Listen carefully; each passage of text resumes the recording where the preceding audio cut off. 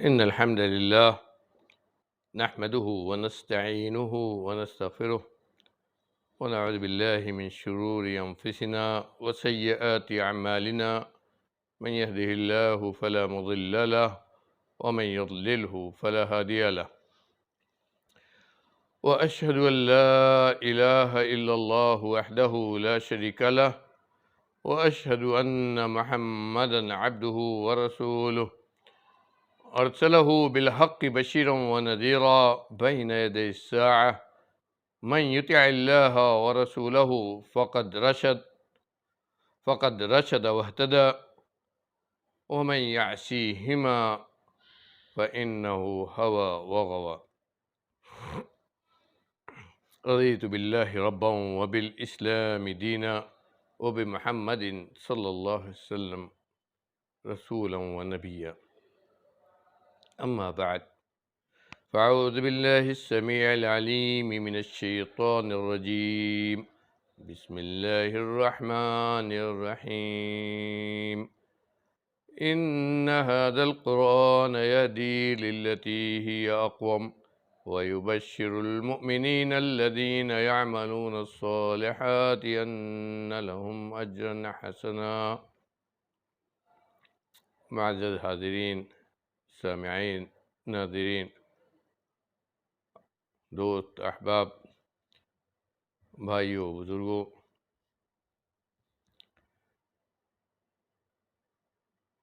نبی کریم صلی اللہ علیہ وسلم، ہمارے پیارے نبی، جن کو اللہ رب العالمین نے اس دنیا کے لیے ہدایت اور اپنا پیغام دنیا تک پہنچانے کے لیے رسول اور نبی بنا کر بھیجا. آپ کی حدیثوں میں ایک بہت ہی مشہور حدیث ہے جو بخاری اور مسلم کے علاوہ حدیث کی بیشتر معتبر کتابوں کے اندر مذکور ہے، اور جسے علماء حدیث جبرائیل کے نام سے جانتے ہیں. اس حدیث کی میں جو کچھ بیان کیا گیا ہے وہ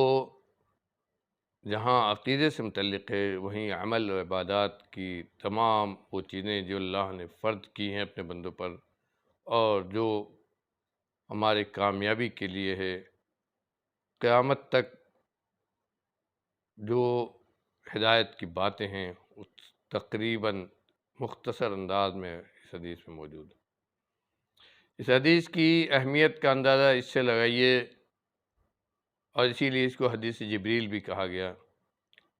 کہ اللہ رب العالمین نے وحی کے ذریعے یہ باتیں بالکل صاف کھلے طور پر صحابہ کرام کے سامنے واضح کی. حضرت جبریل امین نبی کریم صلی اللہ علیہ وسلم کے پاس انسانی شکل میں آئے تھے. آپ صحابہ کرام کے ساتھ مسجد نبوی کے اندر تشریف فرما تھے، اور اسی مجلس میں حضرت جبریل امین انسانی شکل میں آئے اور آپ کے سامنے آپ کے زانو سے زانو ملا کر بیٹھے تھے، اور پھر وہ باتیں آپ کو بتائیں جو ایک طرف عقیدے سے متعلق ہے، دوسری طرف وہ عبادتیں جن کو اللہ نے مسلمانوں پر فرض قرار دی ہیں، اور ایسے فرائض ہیں جن کا انکار کر دینے کے بعد آدمی دین سے ہی باہر ہو جاتا ہے. اس کے بعد قیامت کا اور قیامت کی نشانیوں کا بھی اس میں ذکر ہے. حضرت جبریل امین سوال کرتے تھے، اور نبی کریم صلی اللہ علیہ وسلم ان کے جواب میں کہتے تھے کہ جس سے پوچھا جا رہا ہے جس سے پوچھا جا رہا ہے وہ پوچھنے والے سے زیادہ نہیں جانتا. جو اس سے پوچھا جا رہا ہے وہ پوچھنے والے سے زیادہ نہیں جانتا ہے. اس کے بعد حضرت جبریل خود اس سوال کا جواب دیتے تھے۔ اس حدیث میں، لمبی حدیث ہے، اس میں جو کچھ بیان کرنا ہے وہ یہ ہے کہ ایمان جس کے ذریعے ہم اسلام میں داخل ہوتے ہیں، جو ہمارے مسلمان ہونے کی پہچان ہے، اس ایمان کے بارے میں پوچھا حضرت جبریل امین نے۔ اس کے بعد جو جواب دیا کیا تھا؟ ان تؤمن باللہ و ملائکتہ و رسلہ و کتبہ والیوم الآخر والقدر خیرہ و شرہ۔ ایمان ہے 6 باتوں پر ایمان لانے کا نام ایمان ہے۔ 6 باتیں کیا ہیں؟ کہ تم ایمان لاؤ اللہ پر، اس کے فرشتوں پر، اس کے رسولوں پر، اس کی کتابوں پر، قیامت کے دن پر، یوم آخرت پر، اور چھٹی چیز کیا ہے؟ تقدیر کے اچھے اور برے ہونے پر۔ ان 6 باتوں پر ایمان لانے کو ایمان قرار دیا گیا۔ انہیں میں سے ایک بات کیا ہے؟ وہ کتبہ، اللہ کی اتاری ہوئی کتابوں پر۔ اللہ کی اتاری ہوئی کتابیں، قرآن کے علاوہ تفصیل کے ساتھ اگر ایمان لائیں گے تو اللہ کی اتاری ہوئی کتابیں، وہ جن کا اللہ نے قرآن میں ذکر کیا ہے، زبور، تورات، انجیل، قرآن اور صحف ابراہیم و موسیٰ کو دیے گئے صحیفے، یہ کتابیں اللہ رب العالمین نے نازل کی، اور ان پر ایمان لانے کا مطلب یہ ہے کہ یہ سب اللہ کی اتاری ہوئی کتابیں ہیں جو اللہ نے اپنے مختلف دور میں اپنے مختلف انبیاء کو دیا تھا۔ لیکن اب انہی میں آخری کتاب، جو آخری نبی، ہمارے پیارے نبی جناب احمد مجتبیٰ محمد مصطفیٰ صلی اللہ علیہ وآلہ وسلم پر اتاری گئی، قرآن مجید۔ ان کتابوں پر ایمان کا مطلب یہ ہے کہ کتابیں اللہ نے وحی کے ذریعے اپنے ان رسولوں پر اتاری، اپنے ان رسولوں پر، زبور حضرت داؤد علیہ السلام پر، تورات حضرت موسیٰ علیہ السلام پر، انجیل حضرت عیسیٰ علیہ السلام پر، ابراہیم علیہ السلام کو صحیفے دیے گئے، اور نبی کریم صلی اللہ علیہ وسلم پر قرآن نازل۔ قرآن پر ایمان، یہ بھی انہی کتابوں پر ایمان کا ایک حصہ ہے، لیکن اس سے الگ ہمیں قرآن کے تعلق سے یہ ایمان رکھنا ہے کہ یہ اللہ کی وہ کتاب ہے جو اللہ نے اپنے آخری نبی پر نازل فرمایا، جس کو اللہ کے سب سے معزز فرشتے حضرت جبریل امین، اللہ کے سب سے معزز بندے اور نبی جناب احمد مجتبیٰ محمد مصطفیٰ صلی اللہ علیہ وسلم پر لے کر آتے تھے اللہ کے حکم سے، اور آپ کی 23 سال کی نبوت کی جو زندگی ہے، اس میں مختلف واقعات و احوال کے حساب سے اللہ رب العالمین کے حکم کے مطابق آپ تک پہنچایا۔ یہ پہلی چیز جو ہمیں ایمان رکھنا ہے۔ دوسری بات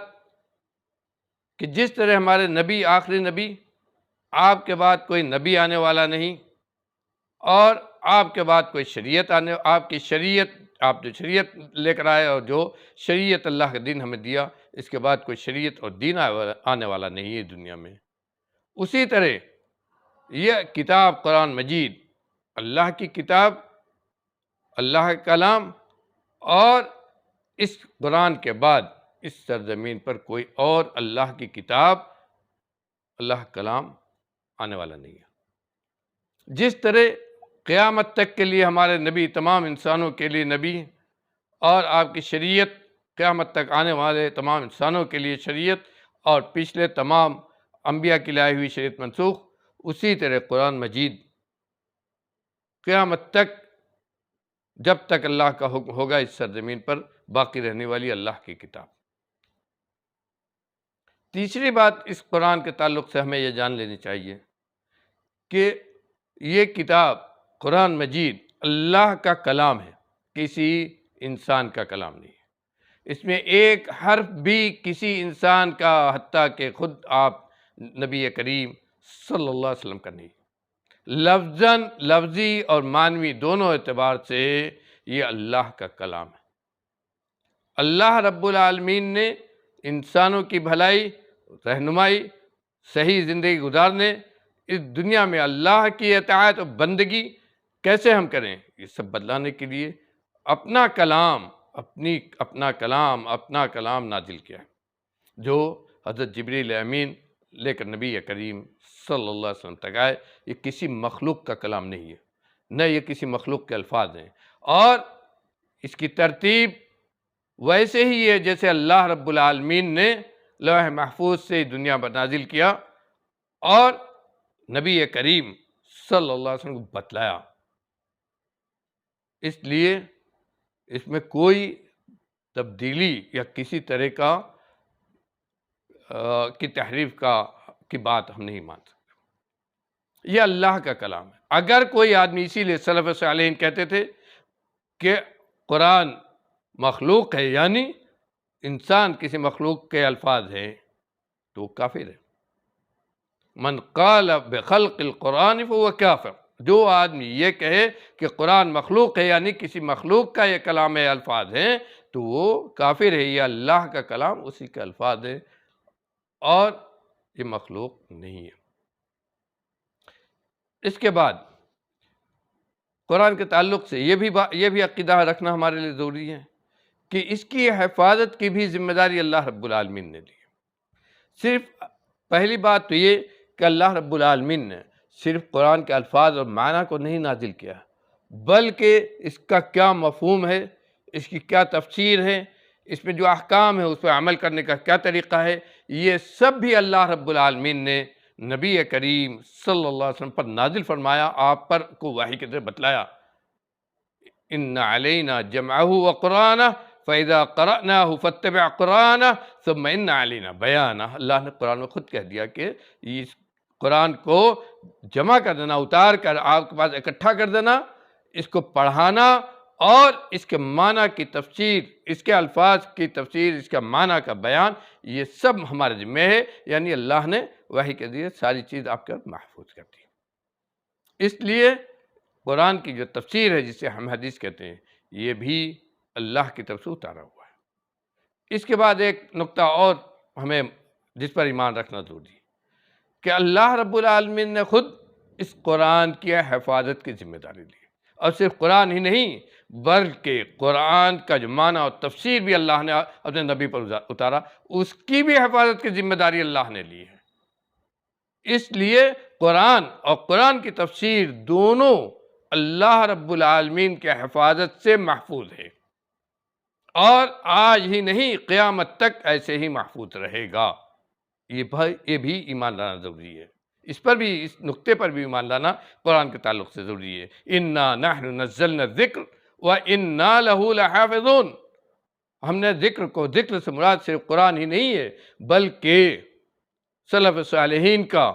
ائمہ دین کا اس بات پر اتفاق ہے کہ اس سے مراد قرآن کا بیان اور تفسیر بھی ہے۔ اس سے مراد قرآن کا بیان اور اس کی تفسیر بھی ہے، اس لیے کہ اگر وہ محفوظ نہ ہو تو قرآن کے معنی اور بیان کے سلسلے میں آدمی جو ہی چاہے کہے، اور اس کو صحیح ماننے کے لیے جو معیار ہونا چاہیے وہ ہمارے پاس نہیں ہوگا، اس لیے سب کچھ باطل، دین، قرآن سب باطل ہو جائے گا۔ علامہ ابن حجر رحمۃ اللہ علیہ نے اس آیت پر اس آیت کا مفہوم بیان کرتے ہوئے بڑے واضح طور پر کہا ہے کہ صرف یہ کہنا کہ قرآن کی حفاظت کی اللہ نے ذمہ داری لی ہے، یا اس کے الفاظ کی اور اس کی ترتیب، جس ترتیب سے نازل کیا گیا اس کی ذمہ داری لی ہے، تو یہ غلط ہے۔ بلکہ اللہ نے جب خود ہی قرآن اور اس کی تفسیر، قرآن اس کے الفاظ، یعنی اس کے الفاظ اور اس کے معنی، اس کی تفسیر خود اللہ نے اتارا ہے، تو اس کی حفاظت کی بھی ذمہ داری اللہ نے لی ہے، اور اسی لیے دونوں محفوظ ہیں، قرآن بھی محفوظ ہے اور اس کی تفسیر اور توضیح جو حدیث کی شکل میں ہے، جس کے بارے میں خود نبی کریم صلی اللہ علیہ وآلہ وسلم فرمایا، الا انی اوتیت القرآن ومثلہ معہ۔ لوگو یہ جان لو، مسلمانوں اور بلکہ تمام انسانوں یہ جان لو کہ مجھے قرآن دیا گیا، یعنی قرآن میرے پر نازل کیا گیا، اور قرآن کے جیسے ہی ایک اور چیز، یعنی اس کی تفسیر جسے ہم حدیث سنت کہتے ہیں، وہ بھی دیا گیا، وہ بھی اتارا گیا، اور دونوں گویا ایک ساتھ نبی کریم صلی اللہ علیہ وسلم کے لیے محفوظ کر دیا گیا، اور قیامت تک کے لیے اس کی حفاظت کی ذمہ داری اللہ نے لی۔ اسی لیے اس کے حفاظت کو اللہ نے فطری طور پر قائم کیا۔ فطری طور پر غور کرو، جب سے قرآن نازل ہوا ہے اس وقت سے آج تک اس کے کتنے حفاظ ہیں، کتنے لوگوں نے، صحابہ کرام، نبی کریم صلی اللہ علیہ وسلم خود قرآن کا حافظ، اور آپ کے بعد صحابہ کرام میں کتنی تعداد قرآن کے حفاظ کی، وہ کسی کو آج بھی نہیں معلوم۔ ہر صحابی کے دل میں، بلکہ اگر ہم یہ کہیں کہ ہر صحابی کے دل میں قرآن محفوظ، تو غلط نہ ہوگا، اور نسلاً بعد نسلین قرآن کے حفظ کا دستور آج تک باقی ہے۔ اور جس طرح قرآن حافظوں کے دل میں محفوظ ہوتا ہے، اور جس طرح لوگ اس کو آسانی سے یاد کر کے محفوظ کر لیتے ہیں، یہ حقیقت میں اللہ کا، قرآن کے تعلق سے اللہ کا ایک معجزہ ہے۔ اور دنیا اس بات کو مانتی ہے کہ کوئی بھی کتاب اس دنیا میں اس قدر یاد کی گئی ہو اور پورے ضبط کے ساتھ اتنے لوگ اس کو یاد رکھتے ہوں ہر زمانے میں، یہ کسی کتاب کے ساتھ نہیں۔ یہ اللہ نے فطری قرآن کی حفاظت کا فطری طریقہ رکھا۔ اور اسی طرح حدیث کا شروع سے لے لیجئے، صحابہ کرام سے نسلاً بعد نسلین، اور خود نبی کریم صلی اللہ علیہ وسلم نے صاف طور پر کہا کہ یہ علم، یعنی قرآن اور حدیث کا علم، یہ نسلاً بعد نسلین ہی چلتا رہے گا۔ صحابہ کرام سے کہا کہ تم لوگوں نے مجھ سے سنا ہے، تمہارے بعد جو آئیں گے وہ تم سے سنیں گے، ان کے بعد جو آئیں گے وہ ان سے سنیں گے، اور یہ سننے سنانے کا جو طریقہ ہے اور سنت ہے، یہ قیامت تک چلتا رہے گا، جب تک یہ دین، اللہ کا نام اس زمین پر باقی رہے گا۔ تو قرآن کے تعلق سے یہ بھی ایمان ضروری ہے کہ قرآن اپنے الفاظ و معنی کے ساتھ، اپنی تفسیر کے ساتھ اللہ کی حفاظت کے ذریعے محفوظ ہے، اس میں کہیں کوئی تبدیلی نہیں ہوئی ہے۔ ہاں میرے بھائیوں، یہ بھی ہم مانتے ہیں اس کے ساتھ ساتھ کہ جس طرح اسلام کے خلاف، اللہ کے اتارے ہوئے سچے دین کے خلاف ہر زمانے میں ریشہ دوانیاں ہوئیں، اس کی تعلیمات کو محرف کرنے کی، اس کے تعلیمات کے اندر تحریف کرنے کی کوششیں ہوئیں، اسلام کو بدنام کرنے کی کوششیں ہوئیں، اسلام کے تعلق سے مسلمانوں کے دلوں میں اس کی اہمیت کم کرنے کی کوششیں ہوئیں، اسی طرح اسلام کے لیے، اسلام کی تعلیمات کے لیے اللہ نے جو کتاب نازل کی، قرآن مجید، اس کو بھی تحریف، اس کے اندر بھی تحریف کرنے کی، اس میں بھی کمی زیادتی کرنے کی کوششیں کی گئیں۔ اور پچھلے زمانے سے ہی ایسے دجال اور کذاب اس دنیا میں پیدا ہوتے رہے، جنہوں نے بہت کوششیں کی کہ قرآن کے اندر تحریف کر دی جائے، قرآن کے معنی کو غلط طریقے پر پیش کر دیا جائے، قرآن کے اندر کہا جائے کہ یہ چیزیں غلط ہیں اور یہ چیزیں غلط ہیں۔ لیکن کبھی بھی کسی زمانے میں بھی اس طرح کی گندی کی کوششیں کامیاب نہیں ہو سکیں، نہ تو دجالوں اور کذابوں کی وہ کوشش کامیاب ہوئی کہ قرآن کے اندر تحریف کر دی جائے، اور نہ ہی یہ کوشش کامیاب ہو سکے کبھی کہ قرآن کے کسی بیان کو غلط ثابت کر دیا جائے، چاہے جتنی بھی کوشش کی گئی۔ اور یہ سلسلہ میرے بھائیوں، آج بھی ہم کچھ ایسے لوگوں کو دیکھتے ہیں جو اپنے ناموں سے مسلمان کہے جاتے ہیں، لیکن وہ بھی انہی دجال و کذاب کی فہرست میں، انہی کے صف میں داخل ہو چکے ہیں، اور یہ کوشش کر رہے ہیں کہ قرآن اور شریعت کے صاف ستھرے چہرے کو داغدار کر دیں۔ لیکن یہ کوششیں ایسے ہی ہیں جیسے سورج پر آدمی تھوکے، وہ تھوک اس کے چہرے پر آئے گا۔ کیوں؟ اس لیے کہ اللہ رب العالمین نے اس قرآن کی حفاظت کی ذمہ داری لی ہے، اور جہاں تک ایسی کوششیں ہیں جس سے مسلمانوں کے عقیدے، ان کے عمل کو مجروح کیا جائے، مسلمان جذبات میں آ جائیں، مسلمانوں کی دل شکنی ہو، دنیا بھر میں یہ کہا جائے کہ یہ قرآن نہیں صحیح ہے، مسلمان اس پر عمل کر کے بے راہ ہو رہے ہیں یا دہشت گرد ہو رہے ہیں، تو یہ کوششیں پہلے بھی ہوئی ہیں اور ہوتی رہیں گی، بلکہ قرآن نے خود اللہ رب العالمین نے قرآن کے اندر اس بات کی پیشین گوئی کر دی ہے کہ ہر زمانے میں وہ لوگ جو اس قرآن کی حقانیت پر ایمان نہیں لائیں گے، یا اللہ رب العالمین کے ساتھ شرک کریں گے، یا قرآن اور اللہ کی شریعت کے ساتھ استہزاء کریں گے، ایسے لوگ ہر زمانے میں پیدا ہوں گے، اور ان کی بہت زیادہ کوشش یہ ہوگی کہ وہ تم مسلمانوں کو تکلیف پہنچائیں۔ لیکن ایسے مواقع پر تمہارا کام جذبات میں آنا نہیں ہے، تمہارا کام یہ ہونا چاہیے کہ تم اور زیادہ قرآن سے اپنا تعلق مضبوط کر لو، تمہارا کام یہ ہونا چاہیے کہ تم اور زیادہ نمازی بن جاؤ، تمہارا کام یہ ہونا چاہیے کہ تم اور مضبوطی کے ساتھ قرآن سے اپنے آپ کو جوڑ لو، اللہ رب العالمین کے سچے بندے بن جاؤ، اس کی شریعت پر عمل کرنے والے بن جاؤ، اس کی طرف لوٹنے والے بن جاؤ، اپنے گناہوں سے توبہ کر کے اس کے دربار میں کھڑے ہو جاؤ کہ اللہ ہمیں طاقت دے کہ ان کذاب و دجال کا ہم اپنے ایمان و عقیدہ کے ذریعے مقابلہ کر سکیں۔ میرے بھائیوں، ان کے ایسے دجال و کذاب ہر زمانے میں پیدا ہوئے ہیں۔ اسلام نے کسی کو گالی دینے، کسی کے اوپر نازیبہ الفاظ استعمال کرنے، کسی کو کھلے طور پر کچھ کہنے سے منع کیا ہے۔ صاحب مشرکین جو سب سے بڑے مخالف ہیں، انہیں کے بارے میں کہہ دیا وَلَا تَسُبُّوا الَّذِينَ يَدْعُونَ مِن دُونِ اللَّهِ فَيَسُبُّوا اللَّهَ عَدْوًا بِغَيْرِ عِلْمٍ، کہ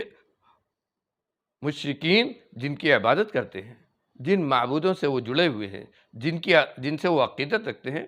ان کو تم گالی نہ دو، ان کو تم گالی نہ دو، جن کو پکارتے ہیں، جن کو رب بنائے ہوئے ہیں، جن سے ان کی عقیدت جڑی ہوئی ہے، جن کی سے وہ حد درجہ احترام کرتے ہیں، ان کو تم گالی نہ دو، اس لیے کہ اگر تم ان کو گالی دو گے تو وہ تمہارے جب دین پر آئیں گے تو تمہارے اس رب کو بھی گالی دیں گے جو اللہ رب العالمین ہے، جس رب کو، جس اللہ کی تم عبادت کرتے ہو اس کو وہ گالی دینے لگیں گے۔ تو لہذا تم ان کے لیے ایسے الفاظ نہ استعمال کرو کہ ان کے جذبات مجروح ہو جائیں کہ وہ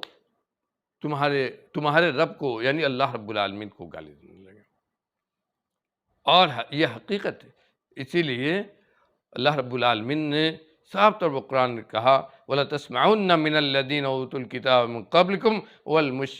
وَمِنَ الَّذِينَ أَشْرَكُوا أَذًى كَثِيرًا وَإِن تَصْبِرُوا وَتَتَّقُوا فَإِنَّ ذَلِكَ مِنْ عَزْمِ الْأُمُورِ،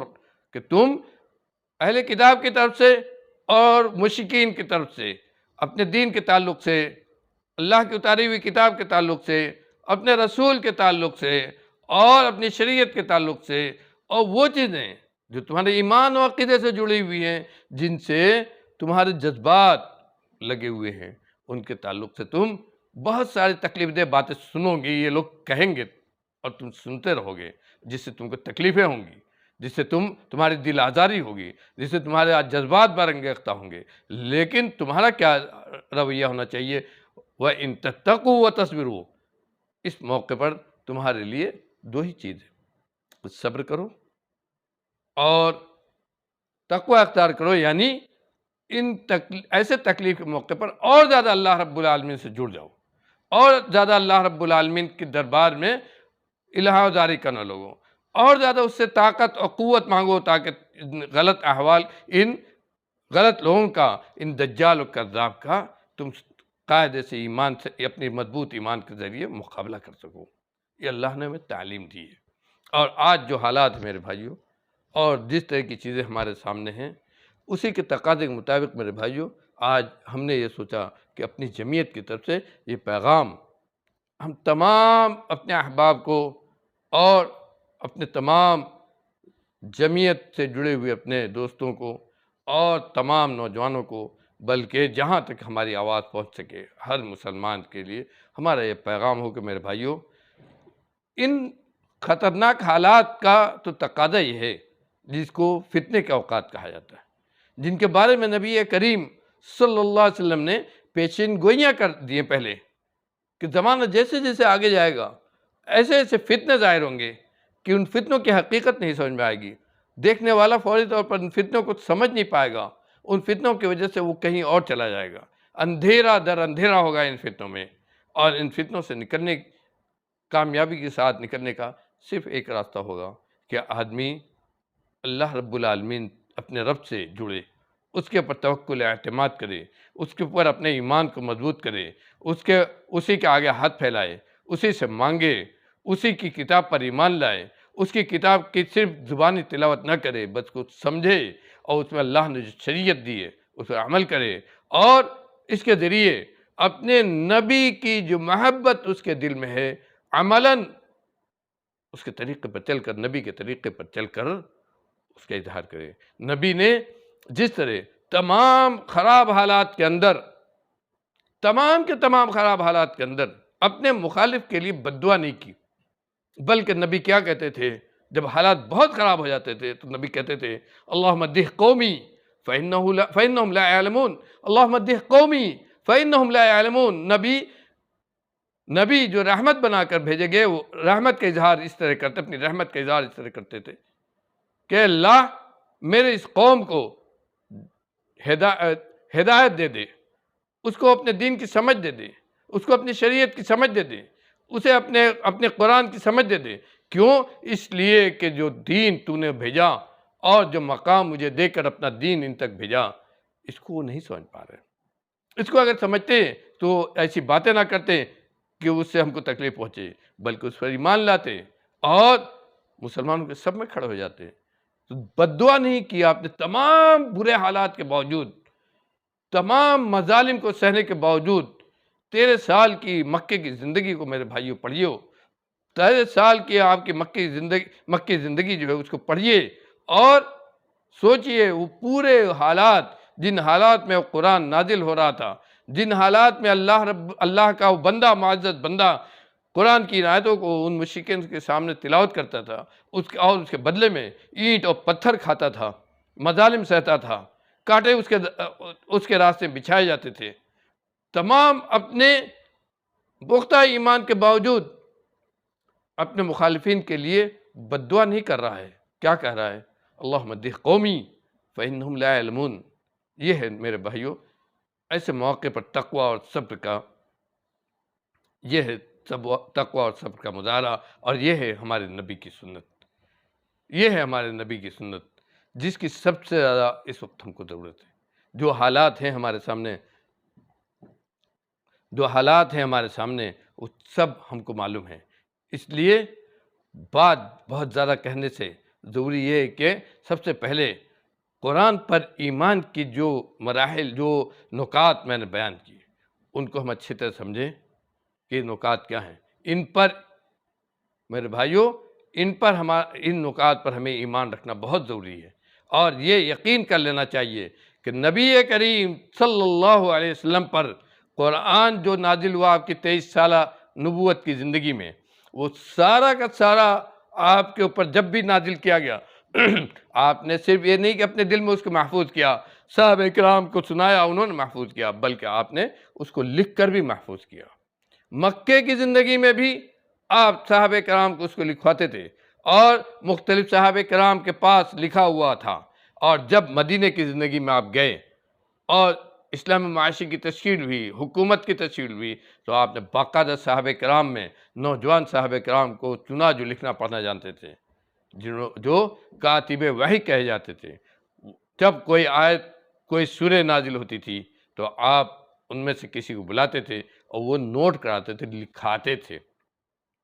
اب بتاتے تھے، اگر آیت ہوتی تو بتاتے کہ یہ آیت فلاں سورہ میں فلاں آیت کے بعد اور فلاں آیت سے پہلے لکھے جائے۔ سورہ ہوتی تھی تو بتاتے تھے کہ مکمل سورہ ہے، یہ فلاں سورہ کے بعد اور فلاں سورہ سے پہلے قرآن کے اندر لکھی جائے، اور پورا قرآن آپ نے لکھایا۔ اس دنیا سے جب آپ نے رحلت فرمائی تو پورا کا پورا قرآن صحابہ کرام کے دلوں میں جس طرح حفظ تھا، اسی طرح ان کے پاس لکھا ہوا ہی موجود تھا، اور جس طرح اس وقت تھا اسی طرح انہوں نے اپنی اگلی نسلوں تک پہنچایا، بعد والوں نے اگلی نسلوں تک پہنچایا، اور ہمارے پاس جو آج ہے پورا یقین ہے ہم کو، اور اس بات پر پورا یقین ہونا لازم ہے مسلمان ہونے کے لیے کہ ویسے ہی ہے جیسے آج سے 1440 سال پیشتر ہمارے پیارے نبی پر نازل کیا گیا تھا، اور انشاءاللہ قیامت تک جب تک قرآن سرزمین پر باقی ہے ایسے ہی رہے گا۔ یہ دجال و کذاب لوگ ہر زمانے میں پیدا ہوں گے، کوشش کرتے رہیں گے، لیکن ان کی کوشش کبھی بارآور نہیں ہوگی، اس لیے کہ اس قرآن کو نازل کرنے والے رب نے اس کی حفاظت کی ذمہ داری لی ہے۔ نہ اس کے الفاظ میں کوئی تبدیلی ہو سکتی ہے اور تحریف ہو سکتی ہے، نہ اس کا معنی میں، اور نہ ہی اس کی تفسیر و بیان میں، یہ سب اللہ کی حفاظت سے محفوظ ہے۔ اس پر ہمارا پختہ ایمان ہے، اور حالات جب خراب ہوتے ہیں، فتنے جب بڑھتے ہیں، تو ایک مومن کا ایمان اس بات کا تقاضا کر دیتا ہے کہ وہ اور اپنے ایمان کو پختہ کر لے، اور اپنے آپ کو اپنے رب سے، اپنے دین سے، اللہ کی اتاری ہوئی کتاب سے، اور جس نبی پر یہ دین اور یہ کتاب نازل ہوئی اس نبی سے اپنے آپ کو اس طریقے پر جوڑے جس طریقے پر جوڑنے کا نبی نے حکم دیا اور صحابہ کرام نے اس کو کر کر دکھایا۔ میرے بھائیو، یہی وہ طریقہ ہے، یہی وہ طریقہ ہے جو ہمیں اس دنیا اور آخرت میں کامیابی دلائے گا، اور صحیح طور پر دین پر ہمیں باقی و قائم رکھے گا، جس کے بارے میں نبی نے خود کہہ دیا ہے، ترکت فیکم امرین لن تضلوا ما ان تمسکتم بہما کتاب اللہ و سنتی۔ میں اس دنیا سے جا رہا ہوں، لیکن تمہارے درمیان دو چیزیں چھوڑ کر جا رہا ہوں، جب تک ان دونوں کو اپنے پاس محفوظ رکھو گے، ان کو سمجھو گے اور ان پر عمل کرتے رہو گے، تو گمراہ نہیں ہو سکتے۔ کوئی بھی قوم جتنی بھی مضبوط ہو جائے تمہیں گمراہ نہیں کر سکتی، جیسا بھی علم لے کر تمہارے پاس آ جائے تم کو گمراہ نہیں کر سکتی، اور نہ تم کو اس دنیا میں ذلیل کر سکتی ہے۔ وہ دو چیزیں کیا ہیں؟ اللہ کی کتاب اور اللہ کی کتاب کی تفسیر، حدیث، سنت نبوی، دونوں کو ایک ساتھ اسی لیے آپ نے کہا کہ دونوں اللہ نے محفوظ کر دیا ہے، اس کی حفاظت کی دونوں کی ذمہ داری اللہ نے لی ہے، اسی لیے آپ نے دونوں کو ایک ساتھ کہا کہ یہ ایسے ہی شکل میں تمہارے پاس قیامت تک باقی رہے گی جیسے آج میں اس دنیا میں سے جاتے ہوئے تمہارے پاس چھوڑ کر جا رہا ہوں۔ لہذا میرے بھائیوں، ضرورت ہے کہ ہم اس چیز کو سمجھنے کی کوشش کریں، اور ان حالات میں یہی ہمارے لیے سب سے بڑا پیغام ہے۔ اللہ تعالیٰ ہمیں کہنے اور سننے سے زیادہ عمل کرنے کی توفیق عطا فرمائے، ہمیں نیک بنائے، شریعت پر عمل کرنے والا بنائے، قرآن اور اس کی تفسیر حدیث سے ہم کو قلبی طور پر، دلی طور پر، دل کی گہرائیوں سے جڑنے اور اس کے تقاضے کے مطابق عمل کرنے کی توفیق عطا فرمائے۔ رب العالمین، تو ہمارا محافظ بن جا، ہر قسم کے فتنے سے ہماری حفاظت فرما دے، ہر طرح کے جو دجال و کذاب اس دنیا میں پیدا ہوتے جا رہے ہیں ان سب سے اپنے دین کی حفاظت فرما، ہمارے عقیدے کی حفاظت فرما، اور جب اس دنیا سے جانے کا وقت آئے رب العالمین تیرا کلمہ لا الہ الا اللہ ہمارے زبان پر ہو، وما علینا الا البلاغ۔